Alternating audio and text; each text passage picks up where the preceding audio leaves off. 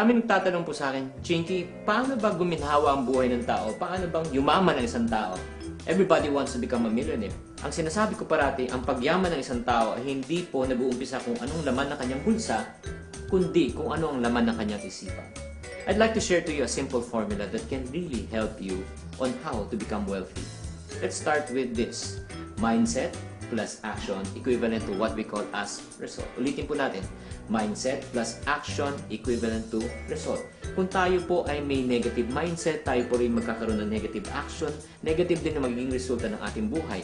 Kung tayo naman po ay positive mag-isip, positive din po ang action, positive din po ang magiging resulta.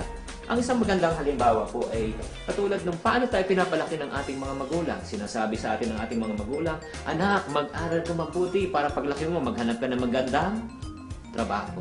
Ano mo masama sa trabaho? Wala. Pero kami po naman mga singkit, paano naman po kami pinapalaki? Sinasabi sa amin, anak, mag-aral ka mabuti para paglaki mo, hanap ka maganda ni negosyo. Okay?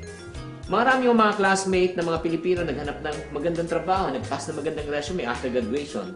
Kami naman po, nag-umpisa na po kami ng aming negosyo. Ang tanong po mga kapatid, sa palagay nyo, sino po ang mas may pagkakataon na umunlad agad ng pamumuhay? Yung naghanap ng trabaho o yung nagtayo ng negosyo?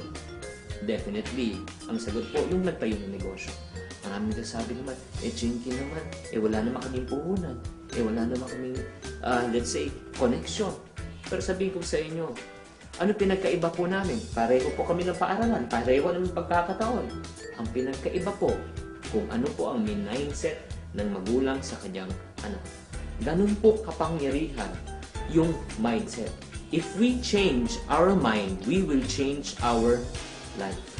So may mga katanungan, paano ba natin binabago ang ating mga mindset? Una, ang sinasuggest ko parati, kailangan po tayo magbasa ng mga positive na libro. Makinig tayo sa mga tapes or mga preaching or if not naman motivational speakers. Pangatlo, lumayo tayo sa mga taong negative at sumama tayo sa mga tao naman parating positive. Layuan niyo yung mga parating reklamo ng reklamo. Wala pong magandang maidudulot po sa buhay natin. At isa pang katanungan ng mga tao, does it necessarily mean to say, kung negative ka mag-isip, negative din magiging resulta mo? Definitely, yes. Kung negative po tayo mag-isip, negative din po ang ating action, negative din po ang ating result.